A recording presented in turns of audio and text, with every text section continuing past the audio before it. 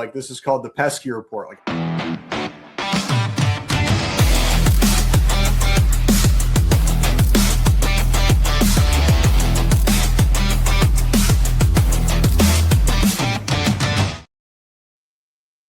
welcome back to the Pesky Report, episode 568, presented by Beyond the Monster. I'm Jordan, joined by Brian from the car, and Jack. Brian could not wait to talk Red Sox. That's why he's doing it from the vehicle. Not driving, by the way. He's parked. Or at least I can, if the sky not moving is any indication, he's not disobeying any traffic laws by being here. There's been nobody's been harmed in the making of this podcast. But, no Reese McGuire situations. No, not free balling. Not free balling. I hope not. I'm at a kid's birthday party. That's kind of fun. I don't think that would stop him. I hope it would. I hope that the furthest he was willing to go was the Job Lot or Dollar Tree parking lot in Florida. We got some questions for Reese McGuire if he'd go further than that. It was a big why. Yeah. So Red Sox just lost 2 of 3 to the Houston Astros because they're very good at baseball. The Red Sox are. They love doing this. They're now 13-21 on the season, tied for the worst record in the American League. Yeah. I mean, we could go game by game here because they won game 1. So let's spend some time talking about that. There was a lot to like about that game. Well, not a lot to like about it. There was the result, and then there were a couple of other things, but more to like about it than the last 2. Jack, I'll throw it to you first. Jake Bennett, MLB debut, 5 innings, 1-run ball, gave up a blast to Carlos Correa, but other than that, looked pretty good. What were your thoughts on Jake Bennett? Yeah, I mean, what impressed me with Bennett was the fastball changeup and the command with both those pitches. He's a lefty with a lead extension, which is clearly something Breslow is obsessed with. When you look at Crochet, you look at Tolley, that's his type. He knows what he likes. And Bennett is no exception. He doesn't have the velo that those other guys have. He was sitting like 92. But, if the fastball changeup command is good, that'll work. He really didn't throw anything else. I think he threw 2 curveballs, but clearly they aren't confident in that pitch yet. But, it was enough. And, Houston's another team that's struggling, and they were able to get away with it. I think he's a guy who probably does still need some more seasoning in Worcester, and I'm, optimistic Sonny Gray is returning to us soon, and if so, maybe you need him less, but with now Ranger being dead, maybe you do still need Bennett in the bigs for a while, because God forbid we have a rotation. I'd like to have one of those. But all in all, I was impressed with what I saw, and obviously, once again, he's far from a finished product, but there's definite clear signs with that extension and that command on the fastball changeup. Yeah, I unfortunately didn't get to watch the game on Friday because I was too busy watching the Bruins season end. Just poor decision-making on my part. But as far as Jake Bennett goes, I mean, he's another one of those lefties that, like you said, he's got the elite extension. He commands it above everything else. So he's almost like Ranger Suarez if Ranger Suarez had elite extension instead of just being a crafty guy. Like he's going to finesse you to death. He only had 3 strikeouts, one of them being Yordan Alvarez, which was pretty funny. Yordan actually had a terrible series, which makes the end result of it even worse in retrospect. But yeah, I mean, the Red Sox built this team under the guise of preventing runs and having all this starting pitching depth. And that depth has been stretched super thin already. Like, we're already at the Jake Bennett portion of this. Like, we came into camp not even knowing if Connolly Early was going to be on the major league roster because they had brought in Johan Oviedo and Patrick Sandoval and Cutter Crawford were on the mend. And it's like, they've got like the AAA rotation is going to be stacked because they'll have Connolly Early, Peyton Tolley, Bennett will be in the mix, and then they'll have a couple other guys down there as well. And now it's like, well, Cutter ceases to exist. Patrick Sandoval is on Adalberto Mondesi watch. Crochet's hurt. Gray's hurt. Ranger's now hurt. Bayo sucks. They traded Kyle Harrison. So they are now running a rotation out there that's actually surprisingly still pitching fairly well the last couple of trips through, but it's like we're on like 2022 rotation watch where it's a bunch of rookies and a mediocre vet, if you want to call Bayo that at this point, considering how bad he's been. But all in all, impressed with his debut from a stat line standpoint. Watch the highlights back as well. Didn't seem to be too afraid at the moment. The Astros are a bad team, but their lineup is still pretty good. So it's not nothing that he pitched well against them. Brian, your thoughts on Jake Bennett's MLB debut? Yeah, I mean, I think it's great. I think it's just what they needed. I think he was excited. Saw some of the post game stuff. It looked like he was excited to be there.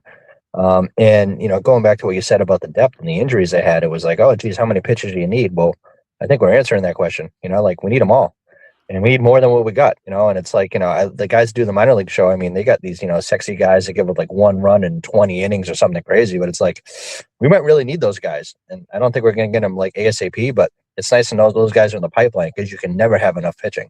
I just wish that that game was great because they actually won the game, but the offense is really what I want. I want some consistent offense. But when I watch a game like the Bennett game, I'm like, see, they can hit, they can score runs, it can't happen. It just doesn't happen enough. Yeah, the one big swing in the game for the Red Sox, Jarren Duran 3-run home run. Actually, that was the only offense of the game for the Red Sox, right? They won 3-1. But Jarren in his million stances seems to have settled on one for the time being. And I actually like this stance, and it's not just because of the results. It's partially because of the results, but he actually looks somewhat athletic in the batter's box, which is crazy to say because he's a freak athlete as it is. But a lot of the times in the box, he doesn't really look like an athlete, but he looks more balanced in the box. His swing seems to be generating more power. He's still got the whiff issues. He still is who he is when it comes to commanding the strike zone, but the power is starting to show out at 2 homers in the series. Right. Do you think that's any different, Jordan, about they got rid of the hitting coaches? Do you think that had anything to do with it? I don't know, because Duran changes his stance like 5 times a year anyway. So it's tough to tell.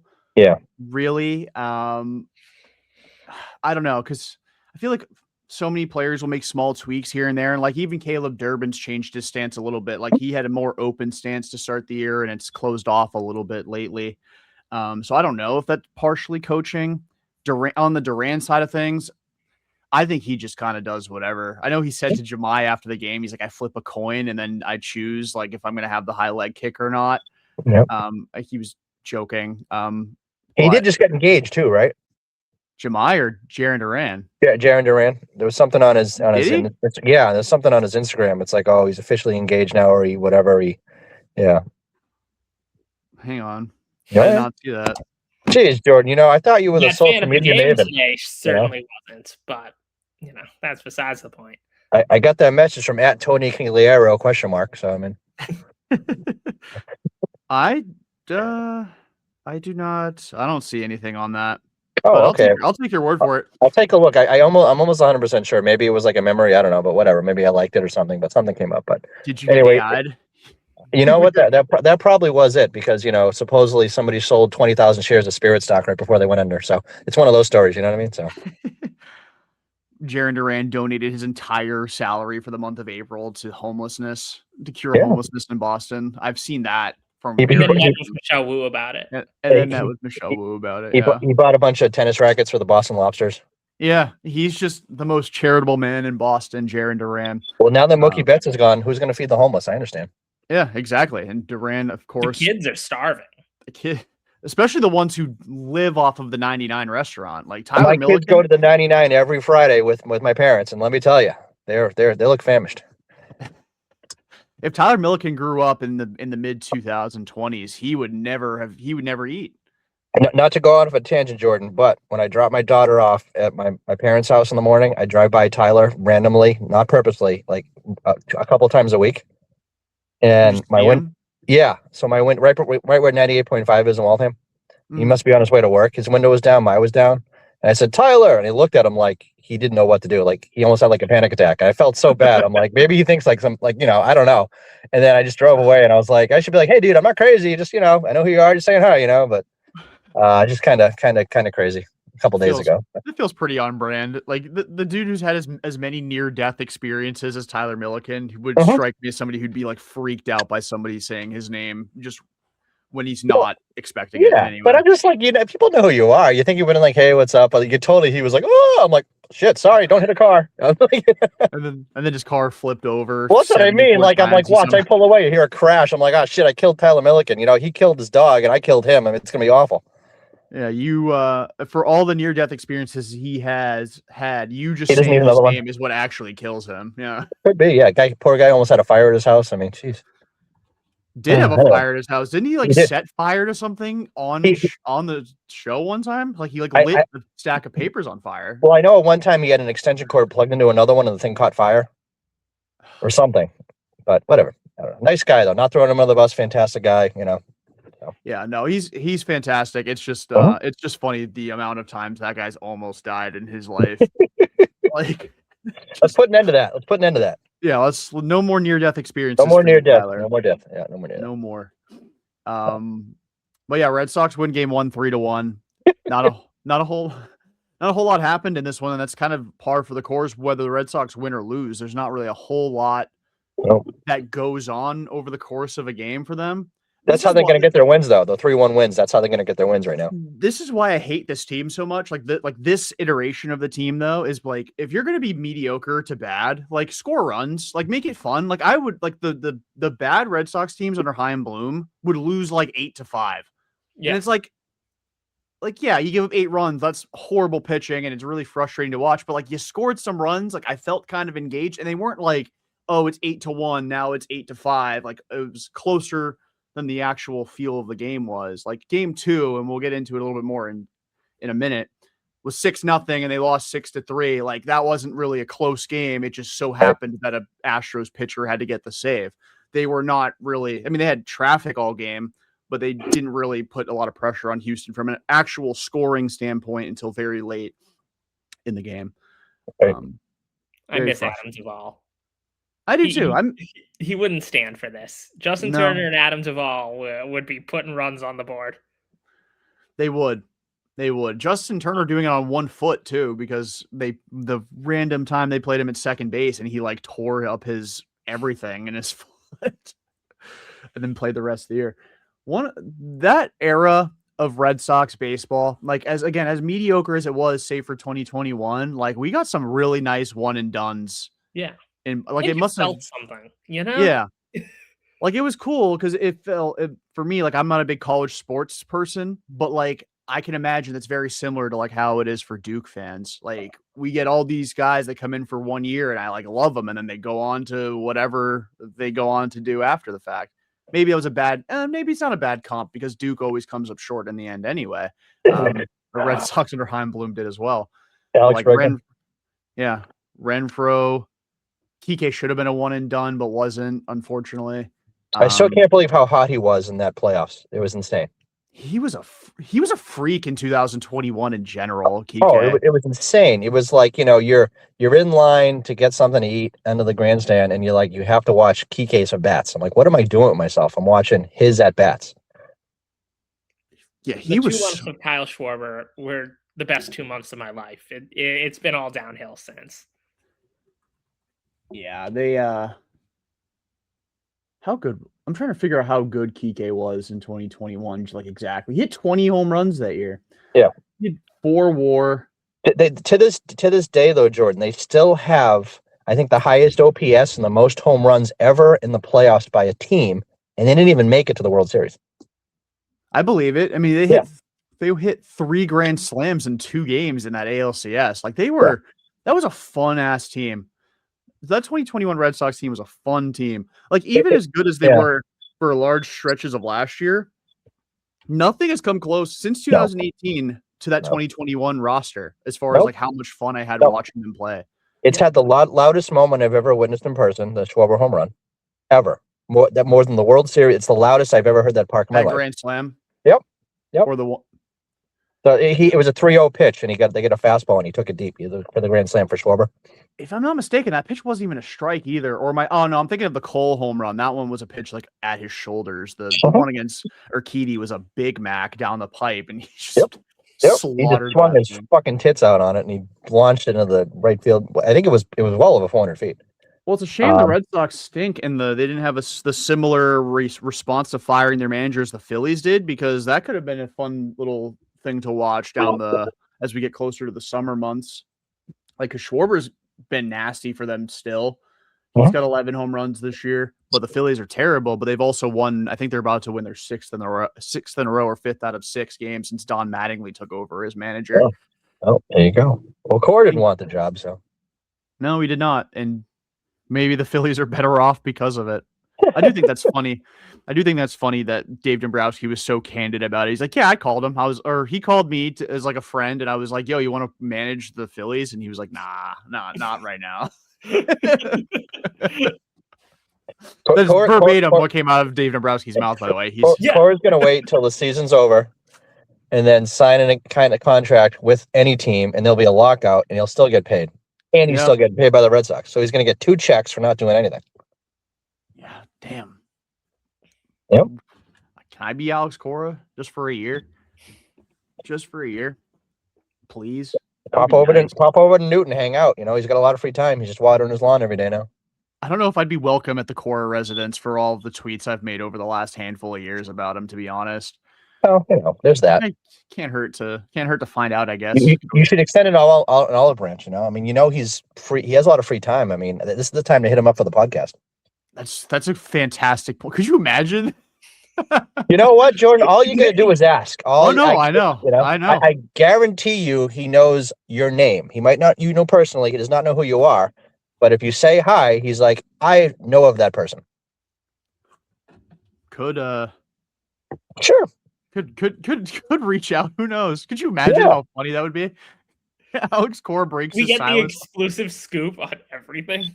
Why not? Screw it, Jordan. What do we got to lose? What do we got to lose? Fuck it. Why not? Do it.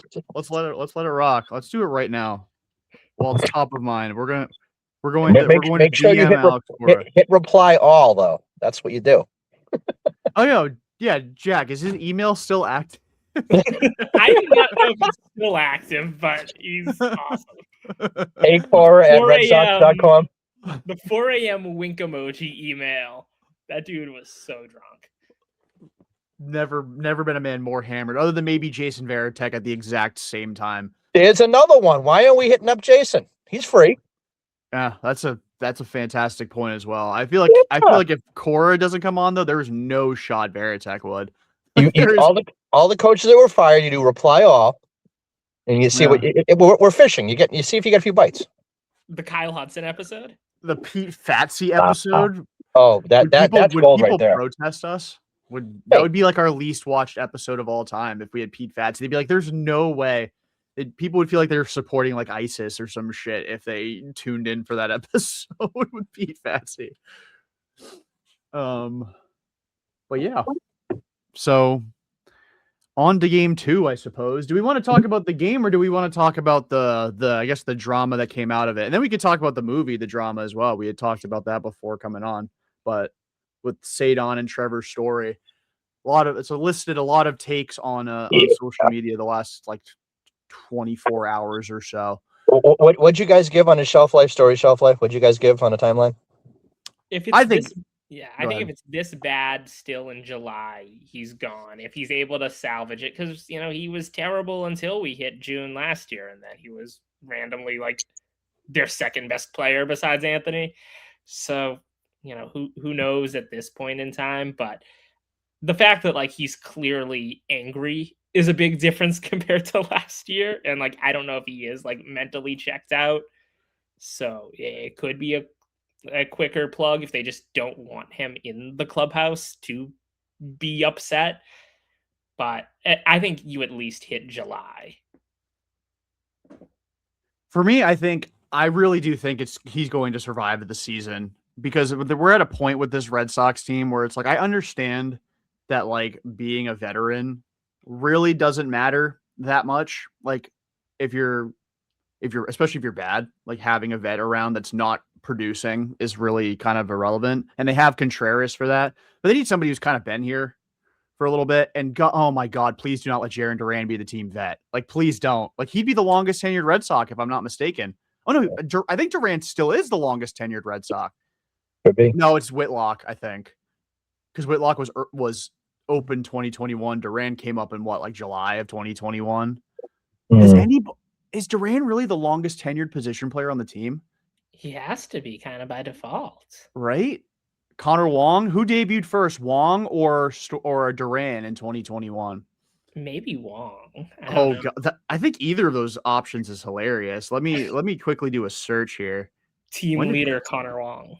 Connor Wong, his MLB debut, game logs 2021. His MLB debut, April. Baseball Reference wants to load, was on June 22nd, 2021. Okay, Duran is before then. Is he? I think so. Jaron Duran, Oh no, 2000. July 2021. There So you go. Connor Wong. So Connor Wong is the longest tenured position player on the Boston Red Sox. See, I would have thought Consecutively. Duran would have had to be earlier, only because, well, granted, I know that season was weird in general because of COVID stuff, but with him not going to Toronto the first time and that being the whole controversy, and then later in the season when they went back to Toronto, him getting the vaccine because he'd missed the boys too much. So in my head, he would have had to debut earlier for that whole timeline, but I guess not. I think that was 2022 though, because in 21, then weren't the Jays still in Buffalo to start the year because of the restrictions? You're right. You're right. So I think that was 2022. So that's how the timeline works, where he misses an early season trip, but then doesn't want to miss the boys. Didn't Tanner Houck do something similar, or did he just? Was he just not scheduled? Yeah, he never got it. That sounds about right. Duran deciding that he'd missed the boys too much is so Duran pilled. Is Tanner longer tenured than Duran? He is. Yeah, because right? Houck made the opening day roster in 2021, and he's in the whatever because he's rehabbing. So yeah. So I guess it's crazy that we're talking Tanner Houck, Garrett Whitlock is the longest tenured players on the Red Sox. He's throwing 6 days a week right now. Houck is? That's what he said. Yeah. I read that today. He's said 6 days a week. Some days it's only 20 pitches, but out to 120 feet. Where At what point does Tanner Houck returning become a storyline? I feel like it's got to be. Does Tanner Houck coming back become a threat? Well, it depends on what version of Tanner Houck comes back, because even if we got second half 2024 Tanner Houck, that's a much better version. That's at least a somewhat competent version of a right-handed pitcher. The pitcher we got last year. Oy vey. Oh, man. At least Garrett Crochet would probably feel comfortable knowing that he would no longer has the worst start of any Red Sox pitcher actively on the roster. Because Houck did it twice last year. That's still crazy to me that he managed to have 2 starts last year. We gave up 10 earned runs. That's nuts. All-star 2 years ago, by the way. It's crazy. Sometimes you got it. Yeah. Just sometimes you're the fire hydrant. And that was often the case for Tanner Houck in 2025. This is his last year under contract too, right? Nope, next year. Oh, it is next year. Okay, all right. Yeah, okay. Yep, he's got 1 more year of arbitration control, which is why I thought they were going to non-tender him and then bring him back on like a 2-year minor league deal, so he's not on the 40-man. But then they tendered him. I mean, it doesn't really matter. He's not on the 40-man anyways, on the 60-day. But I thought that's what they would do. Have your feelings changed on the lockout at all next year? Any more 50-50, 70-30, 90-10? Like, just as far as how much of the season's going to be missed, I still think it'll end up being a lot more like I think it'll be a worse lockout, but I think as far as time elapsed, I think there's going to be more urgency to actually get shit done. It just may still take about as long, but we'll be hearing more updates throughout it. It's going to be nasty. It's going to be a nasty negotiation process, but I do think as far as time missed, we're probably talking second week of April again. And I'm sure by the time the season ends, my opinion may change. And that might have a lot to do with what the Red Sox record is. Because I may just be please don't bring me baseball till June. Please, I don't need it. I don't need it that bad. My mental health will. How about we suck this year, get a good pick, and then they freeze the draft because there's no baseball next year, so we get 2 good picks. Is that a good outcome? Is that something Adam Silver would allow under the new anti-tanking rules, Jack? Do you know? Only if there's a tournament. Only. The Red Sox have to win a tournament with a bunch of crappy teams to get back-to-back top 5 picks. I'm still amazed that they didn't even think about that as a possibility for the NBA. Let's do a tournament with all the bad teams. That would have been some insane hoops. We would have been seeing some of the worst players we've ever heard of would be going for like 35. Worst people, possibly the worst people too. You never know. We'd be seeing like full-fledged tanking teams bringing like Myers Leonard back out of retirement. Miles Plumlee. There you go. Bring back Myers Leonard and pray he doesn't say it again.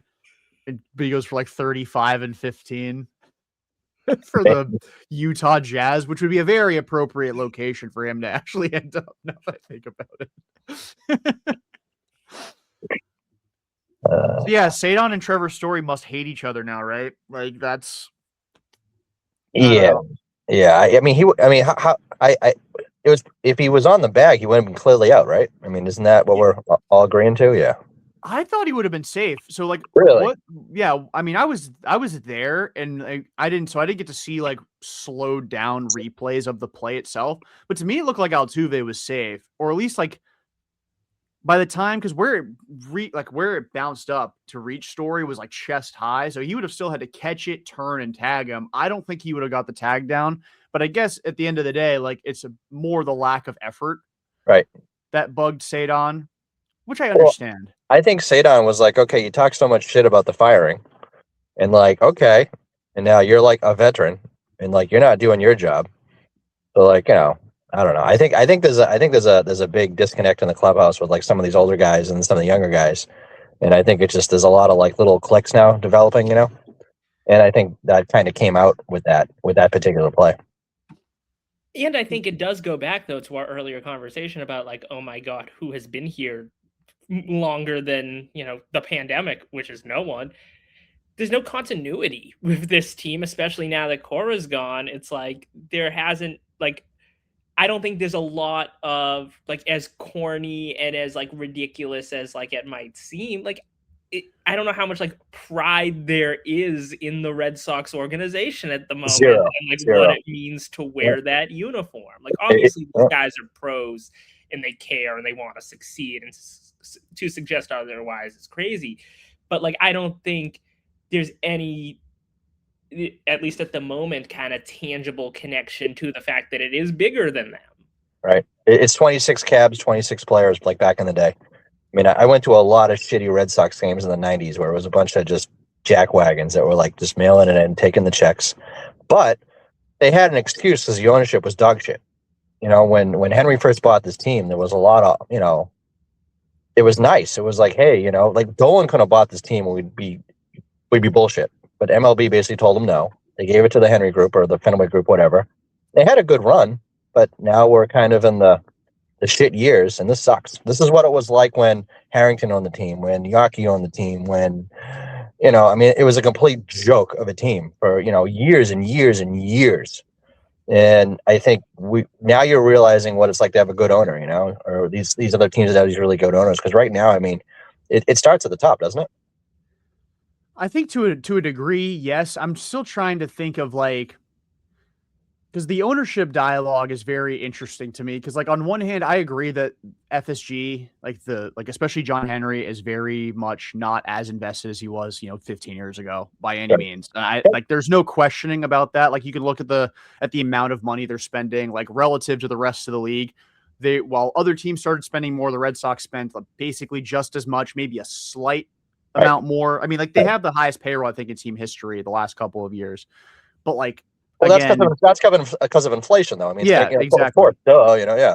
Yeah. So it's not like so if we're looking at straight up dollars spent, like you can't make that argument. But if you look at like media availability, unless it's Sam Kennedy, you're not hearing from ownership at all. I mean, Tom Warner a couple times a year you'll hear from. But like all the sell the team stuff, like they'd sell the team to like some other like multi-billion-dollar, organization, that would spend probably even less on the Red Sox because they would just be viewing it like if there's one thing about John Henry that he deserves credit for is that he is a good businessman. He would not sell the Red Sox to a Red Sox fan. And even if he did, is that a good thing? Like the Mets are run by a Mets fan and the Mets are a joke. They have a $350 million payroll and 40% of that goes to 3 players, and they suck. So what you're saying, Jordan, is if you own the team, you would just spend all the money you have, sign a bunch of free agents to massive contracts, and then be in future salary cap hell, and just say, "Hey, at least we won a few titles." You wouldn't be responsible. Well, I think me specifically, me specifically, you're giving me way too much power for giving me billions of dollars to work with. But I don't know, because those royalties on the first pitch, they're coming through. So yeah, Jordan on fever pitch, yeah. Jordan, do you think that they're putting way too much stock in the driveline stuff? I don't know, because it's like I don't know, because there seemed to be a disconnect from the driveline guys, which is also like an extension of the front office, and the guys that were already coaches. So we won't really know until like probably August. Okay. Like give it enough time for like the changes in philosophy to like really start to manifest within the players. Yep. Or maybe just to be completely fair, because there'll be new guys that come in at some point during the season as well, whether it be coaches or players, maybe just till the end of the season. It does seem like they're putting all their eggs in the driveline basket. And like not all of these guys work out in the off season with driveline. Like they just don't. So I don't. Yeah. What I read, and I'm sure you guys saw the same thing, is basically was like, some of these driveline approaches, or some of these approaches in general, that the Red Sox coaching staff or whoever is working with some of these players, they're kind of like tuning them out. That was one aspect of it. And then I read the other thing where Alex Bregman, I guess, was a big fatsy guy. So he was really like, "Oh, you shouldn't have got rid of," he was like one of the guys who really liked him, which I thought that was odd. And I don't know. I mean, I guess, because of social media and just 2026 in general, we're hearing all these stories where, when I was a kid, you had 2 newspapers and a couple websites, and that was about it. So you didn't hear all this stuff. I'm sure it was all going on, but now we're just more conscious of all the little infighting and all the little stories, and everyone's got a mouthpiece, Yeah, there's so many media members now that like everybody gets an opportunity to speak their mind at this point, or anybody that's like, I don't want to say worth a damn, because then it sounds like I'm saying guys like IKF don't matter. He doesn't. Right. I'd be right to say that, but no Red Sox media member is going to ask IKF what his thoughts on driveline are, because he gets like a plate appearance. And that's every where 4 the days. pesky report steps in. That's where we come in. That's where we come in with our microphones. I don't think you would have seen the story where, hey, well, they're trying to get a comment from Duran and he changes his outfit 3 times and then finally tells the guy to go pound sand. Like, I don't think you would have seen that like in print media or even on the internet maybe like 15 years ago. Now, like every single thing they do is like, it's out there. And like, they must know that too. And I don't know, maybe they're just frustrated, or at the point where they don't give a shit. They're like, fuck it, I don't care. But like, I remember as a kid being like I was at Winter Haven with Wade Boggs was there like about a month before he threw his mistress out of a car. Yeah, it was a crazy story. And I wanted to get my picture taken with him. And I had a Polaroid camera, and he goes, "Kid, you can take my picture, but please don't do it in a hotel. I've had enough of it." And I'm like, okay, I don't know what he's talking about, And like, I took the picture, he autographed the back of it because they're instant photos. But like, even back then, like, it was crazy. It was like they would take the time to talk to people. Now it's just like they don't give a shit. Yeah, I mean, I think a lot of it too is like how society is. Like everybody is so wound up nowadays. Like especially like, I mean, the people. I think social media adds to it a little bit. Like people are a little too comfortable just saying whatever pops into their head, for better or worse, and that's fairly scary. I think somebody like, I don't know, with the media especially, because everything they say gets like it gets aggregated, or people just read the headline and make their own opinion up. Like stuff's behind a paywall. So like a lot of people will just base their entire opinion off of what gets aggregated or headlines and whatnot. It's so easy for stuff they say to get twisted that I at least understand from a player standpoint, their distrust in the media. Oh, absolutely. Especially someone like Duran, who never seems to say the right thing in any walk of life ever. For him, like, I thought it was weak that when Cora got fired, he's like, "Don't come asking for me to answer anything," and like go and talk to the 21-year-old that's supposed to be the face of our franchise. I thought that was pretty weak, but also like, I don't really know if I wanted to know what was in Duran's mind at that moment, because I feel like it would have been another saga. But how about Duran, when he's like, "Oh, geez, okay, you guys are going to want to get rid of me. You want to get rid of me. You want to trade me. I'm the missing, whatever." And it's like, "Oh, now you want my opinion?" So like, I'm not saying I'm justifying what he's saying, but I understand his point of view. You know, I think we need to have some sort of like reworking of people's deals where like media obligations should not be part of their contractual things. Like it should like there should be a little bit of power within the players to be like, I don't want to talk to the media today. But I well, do because what then they, they don't feel the need to like dick around with them for a little bit, like Duran with the whole like changing his outfit a million times, or like Devers and Queens a couple years ago basically waited 45 minutes in his locker and then was like, I'm not talking to you guys. Right. Like Well, stuff like that. Didn't Devers just say? I think it was a couple days ago, or maybe I read it that it wasn't a couple days, maybe it was a month ago. But he said the reason I don't talk to the media is because they're always negative. Yeah. And I'm like, okay, well, it's more than he ever said in Boston, but I mean, at least he's saying something. Yeah, Giants fans do not like Rafael Devers at all. Like they hate him. They really hate Raffy over there. They really hate him. Do they That's want? awful. I'll take him back for Caleb Durbin. Like I really will. Like as bad as Devers has been, I can't watch Caleb Durbin play baseball anymore. I can't do it. It hurts me. It causes me such physical pain watching that man swing a baseball bat. Can we stop trading with the Brewers? This never goes well.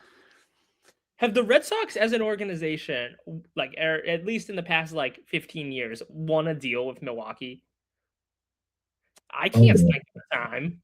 I mean, like, no, probably not, right? Like, I mean, I can't really think of many trades with Milwaukee anyway outside of the last three. Well, Travis Shaw for Thornburg was a disaster. Oh, right. That sucked too. I completely forgot about that because they also got Dubon as well. The Brewers did. Oh wow! And Dubon turned out to be a decent player, nothing special, but a decent player. But Travis shot back-to-back 30 bomb seasons. Are there any other trades with Milwaukee that I feel like that's about it? Did they get Chris Capuano from Milwaukee in like 2014? I know he played for the Brewers a while, then came to Boston briefly, but like, yeah, they don't especially don't trade pitchers to Milwaukee. Just don't do that. Like any other organization, you can trade an arm to, and except for maybe Tampa, and I'd be okay with it. But Milwaukee, they really like.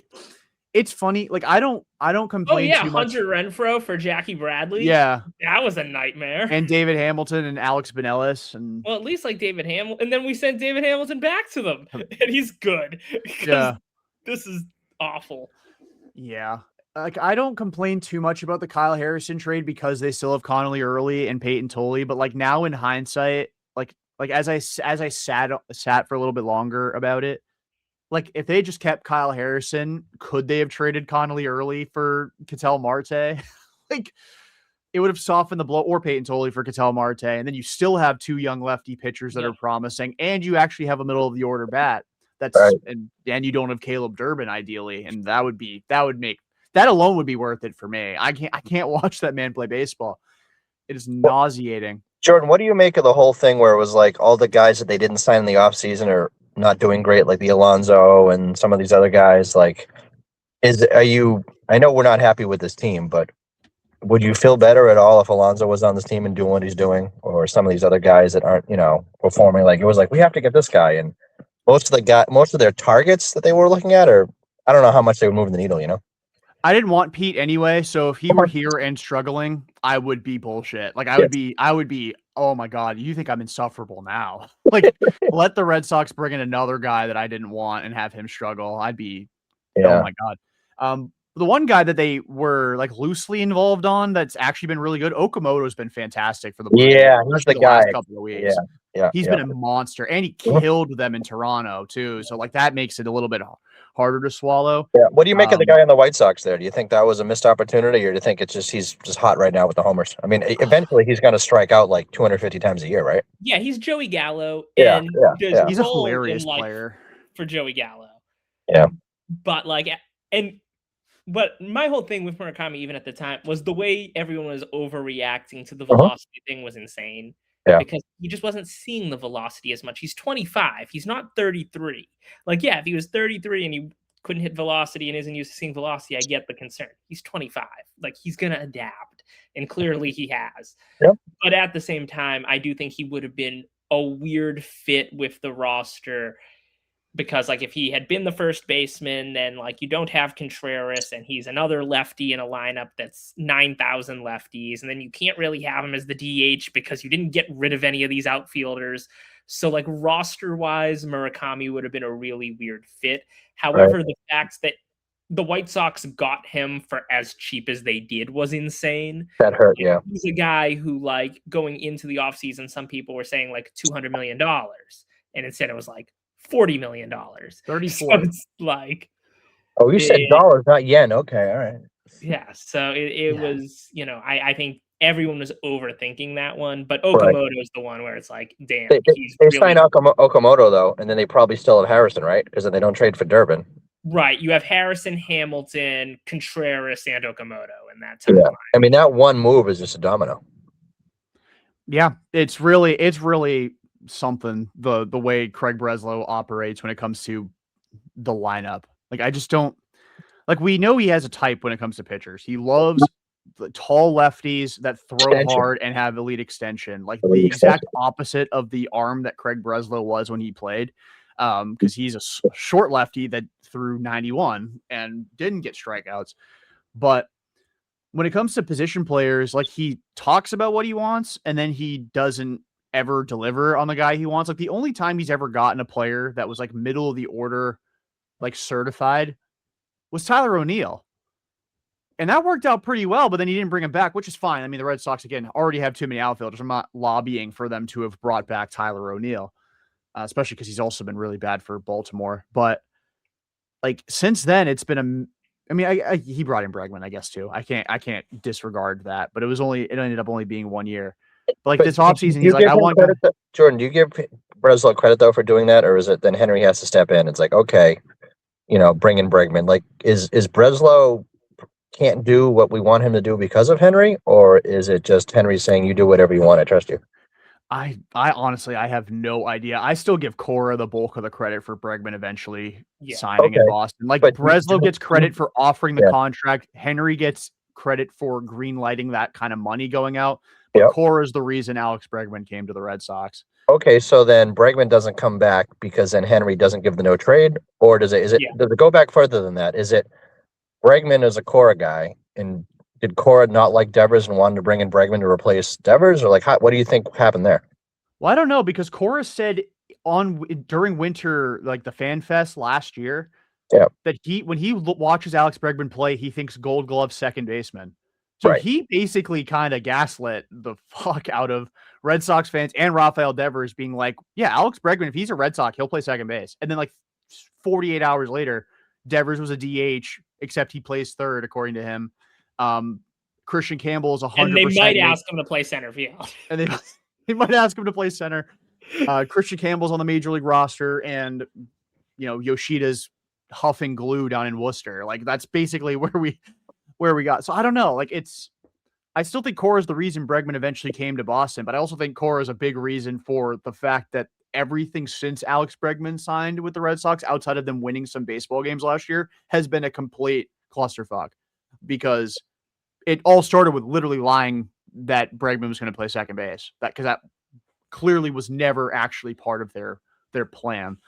But now, why do you think that is? Is that ownership? Is that Cora, or is it Bregman said, I'm not doing it? I have no idea. But like, if people want to give Devers crap for being like, I'm not changing positions again unless you commit to me there long term, and say when you get paid that kind of coin by your employer, when they ask you to jump, you say how high. How come Alex Bregman doesn't have to do that at $40 million a year, making more than Devers if they had asked him to play second base? Because like, if he signed for $40 million and the conversation was, we'll give you $40 million a year, but you're playing second base, like, he doesn't have to sign that contract if playing second base is that much of a deal breaker for him. I just think they wanted it to be Campbell, but I don't know. That's where the interesting thing is where did the desire for Christian Campbell on opening day come from? Because they completely gave up on him and said he's not a second baseman anymore. So like, I don't know whether it was the front office or if it was Cora or whoever that was, locked in on, oh wait, it's Christian Campbell, only to then say, never mind, Christian Campbell, you will never play second base ever again. That's what's so bizarre about it all to me. It seems like Breslow has a plan, Cora had a plan, and then something happens, and then Henry picks up the phone. He's like, do this. I'm your boss. Because it seems like they have a kind of like a system of what they like to do, and then things go 180, and then we never get an explanation. Yeah, I don't really know what their philosophy is as far as the position player group is, because again, it's May 3rd now, and they've made 0 changes to the position player group on the MLB roster. Like nobody's gotten hurt. Also, which is a good thing, since Tracy took over, Yoshida has played like hardly at all. Yeah, he's pinch hit twice and started once. Yeah, and then on the pregame, they were talking about it, and I think it was former third baseman. He played in 2015. What's his name? He married the reporter. What's her name? Oh, Middlebrooks. Middlebrooks goes. They were saying like, oh, he. I think Karen said, well, he hasn't been playing much, and Middlebrooks said something like, yeah, but he can handle that. He's a professional hitter or something. And it was like, hey, like no, like you should be playing, And then they flashed his batting average on the bottom of the screen. It's like he's hitting over 300 or whatever, or he has been recently. So yeah, I don't know. It's just kind of weird. The whole thing. It's a bunch of mixed messages. It's really, really frustrating. Yeah, and that can't be. I mean, like again, not to like give complete, like absolve the players of their like responsibility in maintaining professionalism and just going out and playing baseball like they're getting paid to do. Like it can't be easy to play for an employer you don't trust in any capacity, and I feel like there's such a major distrust between the dugout, like the players that are still there, and the front office / ownership, because like. Especially when we talk about Trevor Story, like if he seems checked out, which he does seem checked out, like that's like you can see in just how he plays. He doesn't play with the same kind of like fire he did even last year. Right. That was the last camp Story we're ever going to see. Yeah, it's just I don't understand. Well, I think that is like what we saw with Bregman is like all the stuff with the no trade clause he wanted.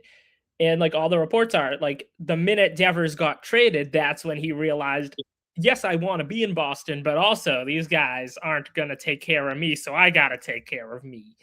And he's right to, want that. And I think,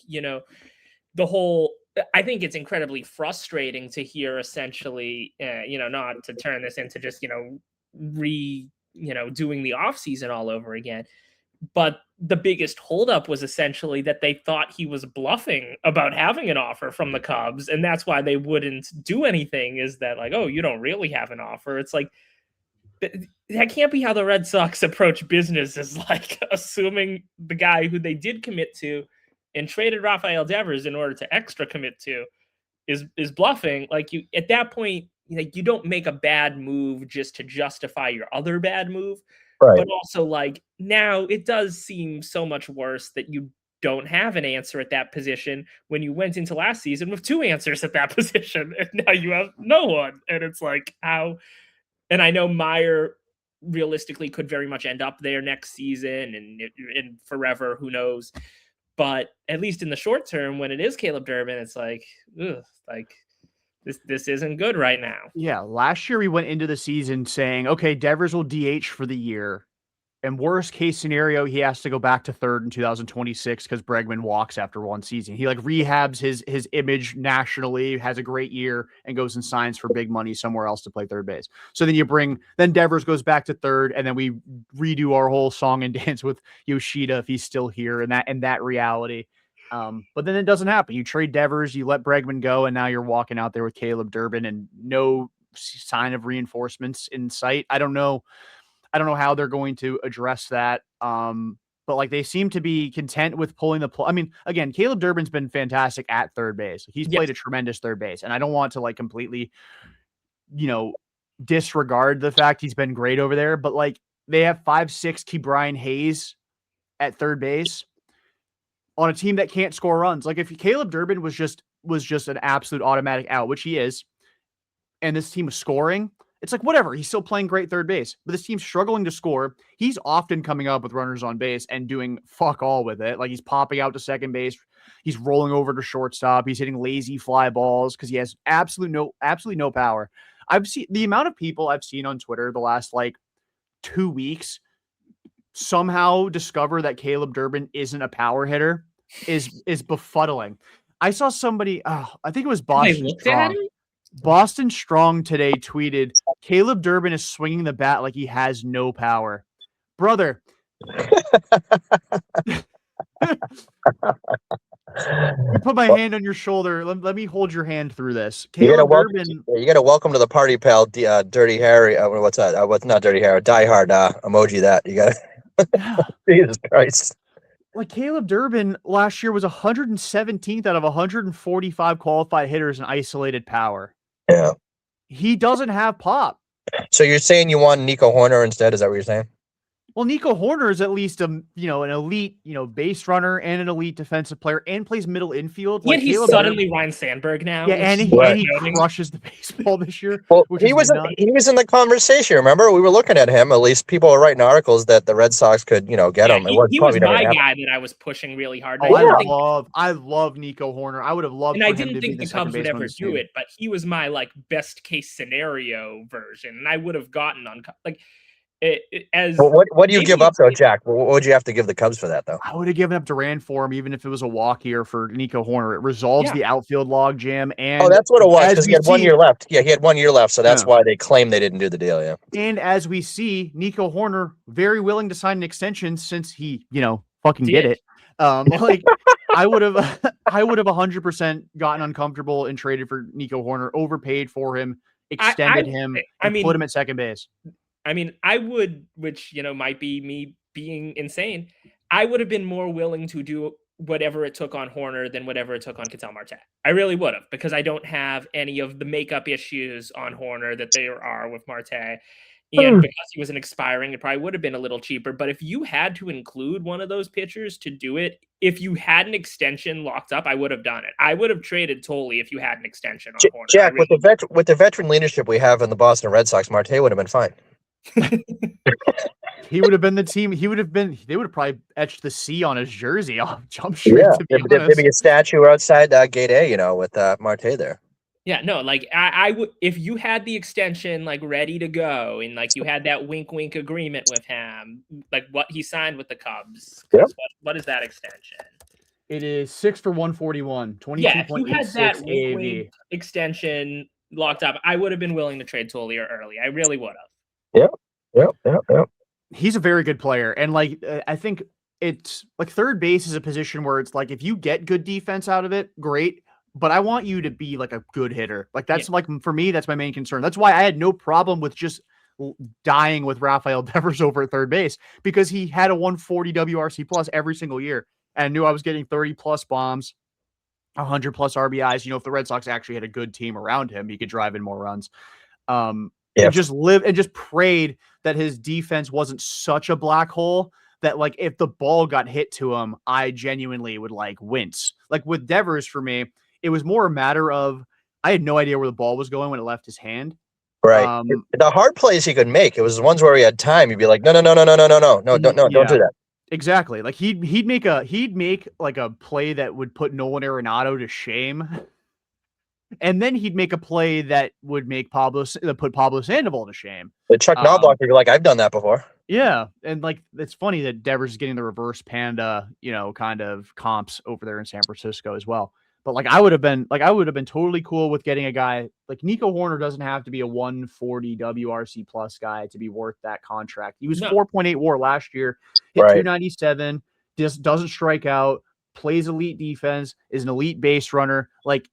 The Red Sox were describing players this offseason that they wanted, and those guys just don't exist. We want a guy who can defend, hit home runs, and doesn't strike out. Wilson Contreras, I was told this in a class in high school growing up. I don't know if you guys have ever taken a class about CAD design. Okay. But whenever you're talking with a person on a project and they're I want it done fast, I want it done well, and I want it done cheap. Your response is to tell them to pick two, because you can't get all three. Yeah. That's the crazy hard scale. Yeah. Jose Ramirez, I guess, is that you can't get him. You can't get Jose Ramirez. Isaac Paredes can't defend, so you're getting a guy who hits for power and doesn't strike out, but he can't defend, and he's a third baseman. So you'd be getting right-handed Rafael Devers, but worse. And I guess he makes less money, so maybe that's worth it in hindsight. But you would have way overpaid for Isaac Paredes. You would have had to give up Duran for him anyway, and that wouldn't, for me, that I wouldn't have been okay with that trade. But you're describing players, and it's okay, so the guys that are on the free agent market that are the closest to what you're looking for are Pete Alonso, who I didn't want, but I was willing to give him more money than Craig Breslow was, which I still think is hilarious. I didn't want Pete at all. Murakami strikes out a ton, doesn't play good defense, but he's at least power. You'd put him in the middle third of the order. The guy who actually matches that kind of, obviously the strikeouts is Alex Bregman. No, it's Cody Bellinger. But you already have so many goddamn outfielders. But Cody Bellinger is actually that guy of doesn't strike out that much, elite defensive player, 30 home run bat. Yeah. you did it. Yeah. And he hits lefties too, so you wouldn't even really have to worry about the platoon, disadvantage. But Cody Bellinger is actually the only guy there is that actually is all those things. Yeah, and you didn't clear out the outfield logjam at all. You've only actually made it worse because you now have Andre Monasterio getting reps in the outfield, and Christian Campbell's not allowed to play the infield. But Jordan, as bad as things are right now, the last place teams they had in the past, do you feel better or worse now? Because are you disappointed, or is it like it is what it is? Or well, okay, so hang on one sec. I want to do a quick check on one thing, or actually two things. I want to see what the record was of a couple Red Sox teams through 34 games. The shitters. Look at the shitter years and see how bad it is. Yeah, through like 34 games in 2003 were so much more enjoyable than this. Through 34 games in 2012, they were 15 and 19. Okay, so that's 2 wins better than this year. Yep. Let's look at the 2020 Red Sox. I'm willing to bet this is worse, but this will make me feel a little bit better. It'll be the first time anybody did. Yeah, first I'm looking at the 2020 Red Sox and somebody feels better after it. At 34 games, they were 12 and 22. They were only 1 game worse in 2020 through 34 games. And that was a much worse constructed baseball team. At least they mashed. Like, they had good hitters on the team, but JD was. But also by design, that team wasn't trying to go anywhere. No, they were actively hoping for. I mean, that was the year that they were tanking for Marcelo. Well, not tanking for Marcelo, but tanking and got Marcelo. Probably more Jordan Lawler, but they ended up with Marcelo.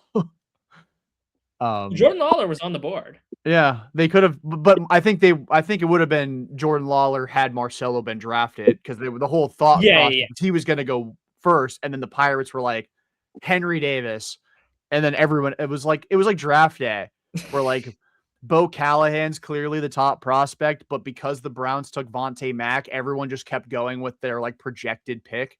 That's kind of what it felt like in 2020. It was like, Henry Davis? Well, I guess I'm still going to take Jack Leiter 3rd overall instead of Marcelo Meyer.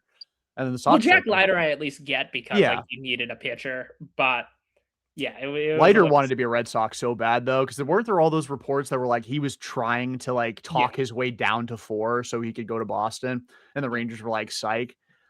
I don't know why more teams don't do that. Like, I know, like, not to talk about basketball because it's a sensitive subject right now in Boston, but like with the Hawks drafting Risache, Cassard told the Hawks not to draft him. Fucking draft him. And if he doesn't want to play for you, trade for Bailey. He was like, and then Bailey was like, I guess I'll still play for Utah. Like, there's been guys like that in the past. I forget what the guy's name was. There was a guy who went to Denver instead of the Celtics, and basically he didn't even show up for like the workout. And he's like, I'm not going there. I wish I could remember his name right now. Is that Ron Mercer? No, it was like maybe 5 or 6 years ago. It wasn't that long ago. But I forget what the guy's name was, but I remember reading the story. He's like, I don't want to go to Boston. I don't like cold weather. But then he got drafted by like Utah or something, which was even stupider, which was like, it made no sense. But basically he refused to go to a draft workout, and he was like a top 5 pick. And I'm like, that's just crazy. Yeah, I'll look up his name. That feels like Lowry Markkinen or some shit. That feels like some shit that he would do. I know he ended up with Chicago. And now might end up in Boston. And now might end up in Boston or Sacramento, because he's already played for the Bulls, so he's got to end up there at some point. There you go. But yeah, not to make this about the Celtics again. Sensitive subject. That episode will be coming up in a few days once we've had a time to cry it out and get all of our emotions out. Hey, at least you don't do a Bruins podcast. Thank God. Oh God, I don't know if I'd have the bandwidth for that. Who has worse ownership, the Bruins or the Red Sox right now? Bruins. Really? Bruins for sure. The Bruins routinely love treating symptoms instead of actually finding out what the problem is within the organization. Although Don Sweeney's been kind of cooking lately. I don't know. Maybe his last year deadline was a masterclass. Yeah, and the draft as well, getting Higgins in the first round, and I'm pretty optimistic about him. But It's so weird having to like James Higgins after having to hate James Higgins. and I'm Letourneau too, right? Because he'll be with the Bruins yeah, next year too. Letourneau. They have a lot of BC guys. Yeah, so you're gonna be forced into rooting for some BC players. Yeah, but yeah, Jonathan Morello soon. So yeah, So would you rather be a Bruins fan than a Red Sox fan right now if you could pick? Like you have a 5-year-old who now, wants to play sports and it's like, Dad, what should I get into? Would you just say, don't deal with the bullshit, just be a Bruins fan? well, right now, I mean, I it's hear the tough 'cause- Boston Fleet are still playing this time of year. So. yeah, yeah. I'm so depressed over the summer though. I'm just like, this sucks. This is awful. Yeah, it's brutal. Like the Celtics probably weren't going to win the title anyway. That's okay. But like it felt like they were at least going to make the conference finals. Obviously, getting first round, it sucks. The Bruins were always kind of a Cinderella team that could maybe win in the first round. Yep. I'd say like this season probably wasn't like it was a disappointing finish to a season that was exciting, by comparison to like what we were expecting coming into the year. Right. With the Red Sox, it's like you make the playoffs last year.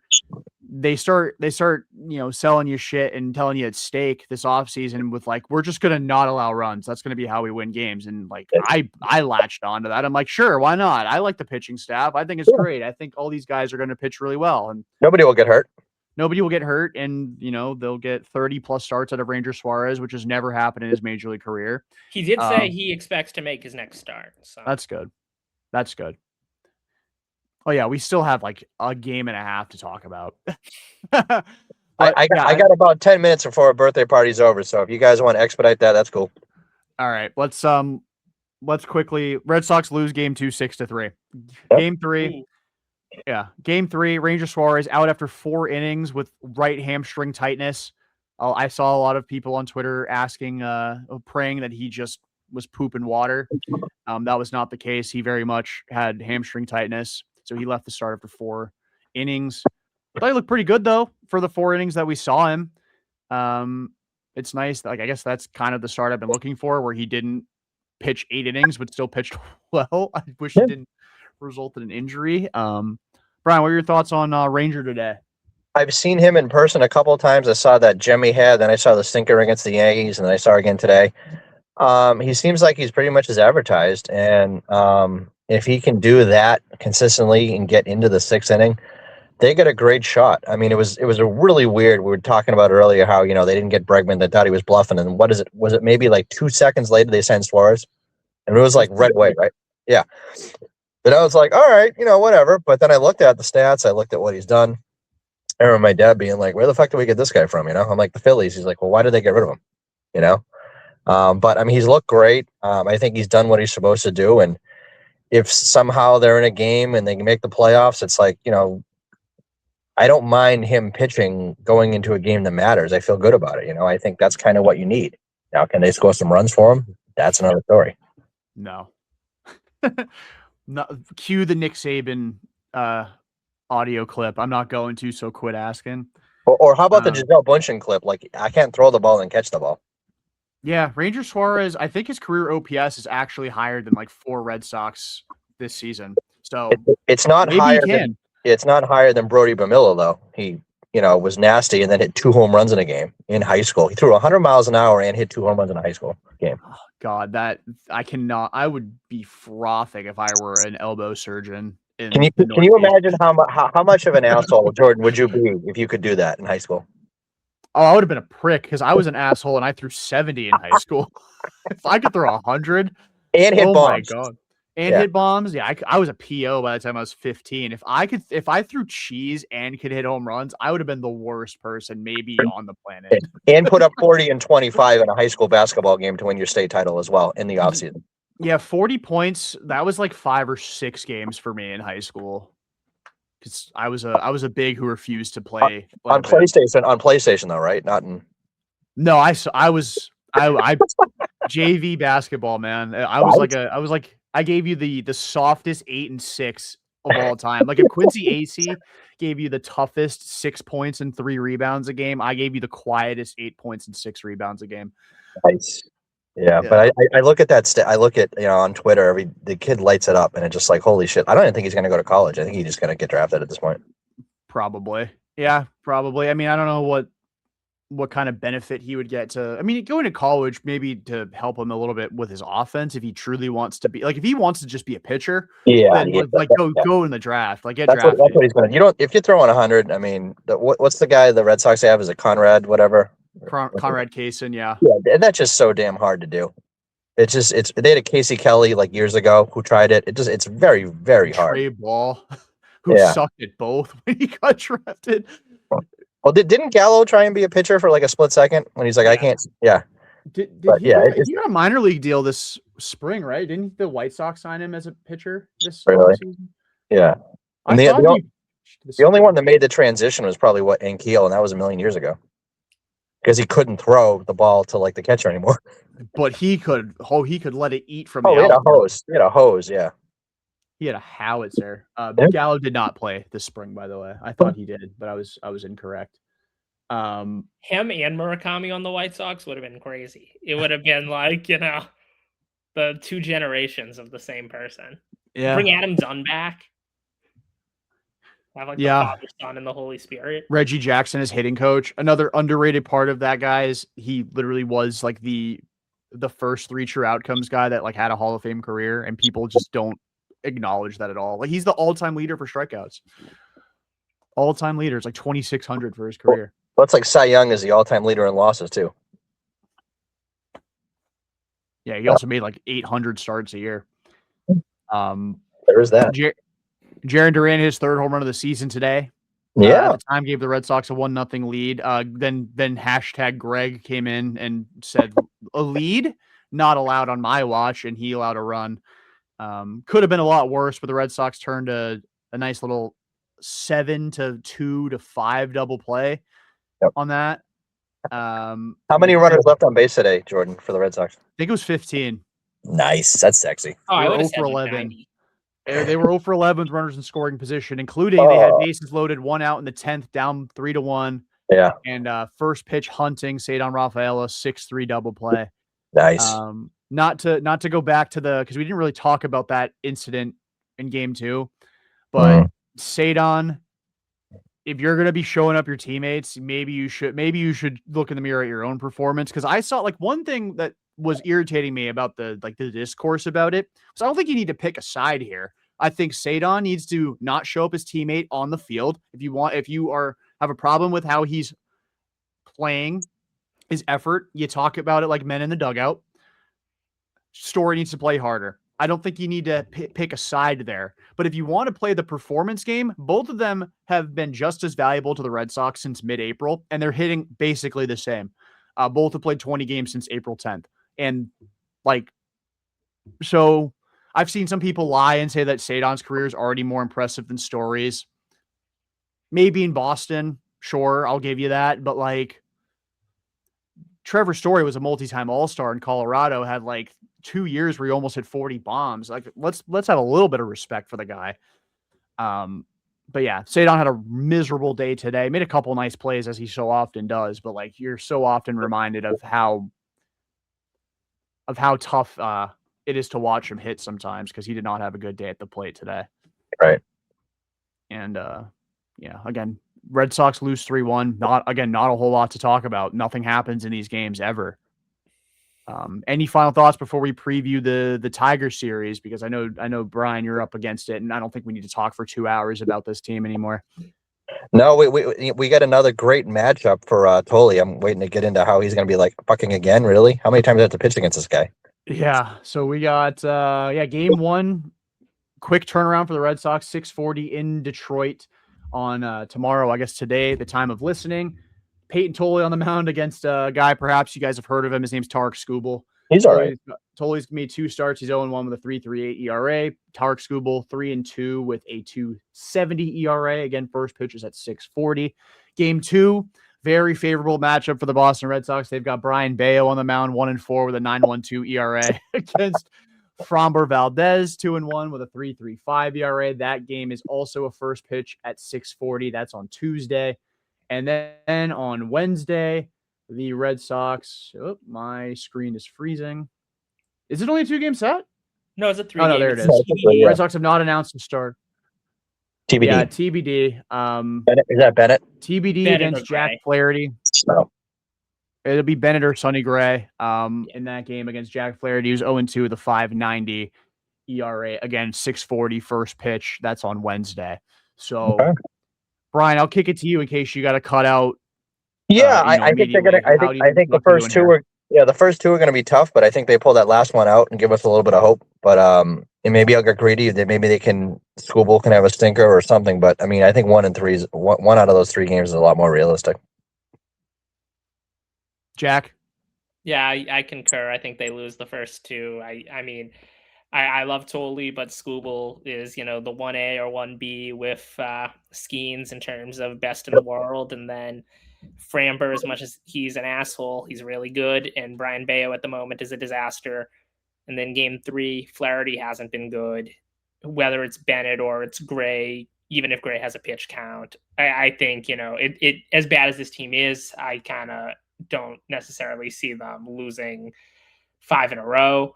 So they win the finale, head back to Boston to get their teeth kicked in by the Rays. Yep. I think they're getting swept. I don't like any of these. I'm not. This isn't even a bit. They don't score runs, so like these first 2 games are going to be painful watches. The thing that's frustrating is they haven't won a game they've trailed by 2+ runs at any point this season. Peyton Tolley gets an extra day of rest, which is nice because it gets him kind of on that minor league, kind of schedule. Gets 6 or 5 days off in between starts, so I think he'll be better than he was. Schedule, yeah.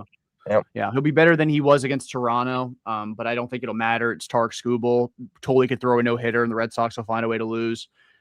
Game 2, I'm just hoping for a sign of a pulse from Brian Bayo. The thing that frustrates me with a lot of these guys is they play like one moment will completely change the course of their season. Like, we'll use Trevor Story as an example. Like, the next home run is going to magically make him like a 300, 400, 500 slash line guy on the year. And it's just one home run.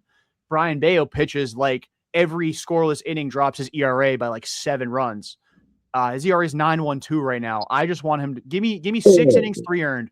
I don't care what the end result is. I'm expecting to lose this game. Give me 6 innings, 3 earned. I'm okay with it. Again, I still think they lose. And then right now, whether it's Bennett or Sonny Gray against Jack Flaherty, this Red Sox team doesn't beat up on pitchers that suck. They've repeatedly gotten actually abused by them throughout the course of the season. So I don't have any reason to believe this game will be any different. I have the Sox getting swept. Again, regardless of who makes that start.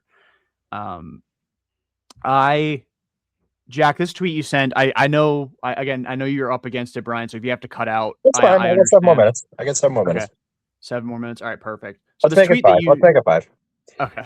This tweet that Jack sent, very interesting. Wilson Contreras. This is via Tim Healy of the Boston Globe. Wilson Contreras said, after Cora got released or fired, the guys got loose a little more because I feel like the tension was gone. Why? I don't know. When Alex wasn't in the dugout, the team was like exhale noise, like loose, but it doesn't matter. We have to play better.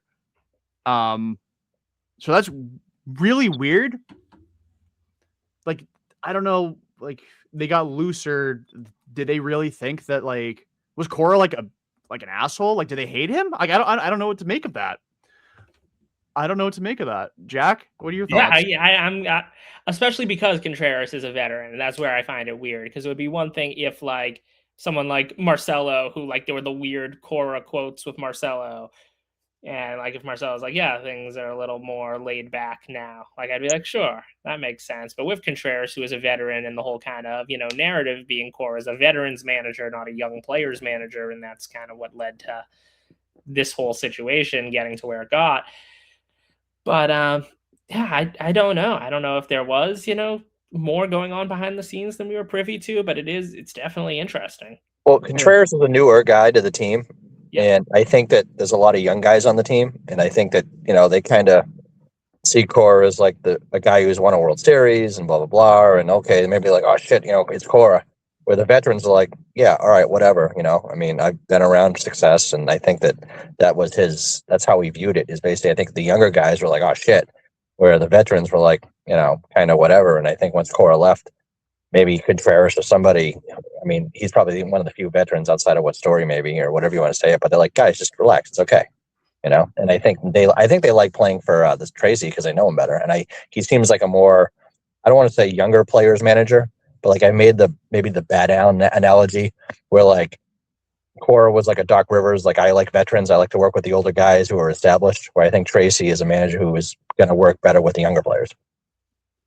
Yeah, I think what's important to also keep like mind of is the players that really spoke in defense of Cora were Trevor Story and Garrett Whitlock. Like I don't really remember any, like there wasn't a whole lot of players that spoke about it, period. Like it was those two, Roman Anthony. That was pretty much the only people we heard like actual sound bites from. After the firing, Anthony only said something because guys, he was like, "Hey, say something." He's like, okay." Yeah, because Duran had absolutely no desire. He ran out of outfits. He ran out of outfits to change on too. So yeah, he's like, just go talk to the kid, instead. But yeah, it's just weird. I mean, like Wilson, not only just him being a veteran, but him being a Latino player as well. Like that was kind of like Cora's big thing is like he's a players manager, but he's also really good with the Latino players. And so like Wilson being like, yeah, the team's a lot looser now that he's got. I mean, he's not speaking for himself. He's just talking about the team. Yep. Although Wilson's production is kind of ratcheted up a bit in the last week or so as well. That's probably more of a coincidence. It's not like he was struggling with Cora and the hitting coaches, but yeah, something to keep mind of, I guess. If they're playing looser, then I guess, I don't care how they play loose or tight or whatever, as long as they fucking win. That's what I want. Yeah, that's pretty much how I feel too. And like, I guess part of it is like, I feel like we see changes in like a team's performance a little bit differently from sport to sport when a coach gets fired. Like when the Bruins fired Claude Julien like 10 years ago or 15 years ago, whenever the hell it was at this point, I think it was 12 at this point, and they brought in Bruce Cassidy, they like immediately went on a run. Yeah. The Celtics don't fire coaches mid-season, but they like went on a tear right out of the gate after hiring Missoula. But like it's a much shorter season, and I feel like coaching is more like actually, I don't want to say it's not important in baseball, but it's like really hands-on in those other sports. And like in baseball, like there's a lot of philosophy involved that they need to like actually like hammer home the new messaging on. So like, maybe give it like a couple more weeks and we'll see how the performance is. But if they're playing looser, that can't be a bad thing. Like if they're going to suck anyway, I'd rather them not be also like, this is gonna be a pause. I can't think of a better way to say this without sounding really sus. I don't want them to be tight. If they're gonna suck, I don't want them to be tight. I want the loose suck, not the tight suck. Yeah, I want the loose suck. I don't want the tight suck. Oh, great. But yeah. So we'll see how they respond. Again, none of us are optimistic about this Tiger series. I'm especially pessimistic about it. I don't think they're going to win any of these games. Any final thoughts? All right, that'll do it for this edition of the Pesky Report. Again, episode 568, presented by Beyond the Monster. If you're not following us on Twitter or Instagram, we just hit 1,000 followers on Instagram at the Pesky Report on both platforms. You can subscribe to us on YouTube. You can follow us on Spotify, Apple Podcasts, wherever you get your podcasts. Leave us a 5-star review. Leave us a comment. However you want to go about giving us feedback, we more than welcome it. So for Brian and Jack, I'm Jordan. Until next time, peace out and go Sox.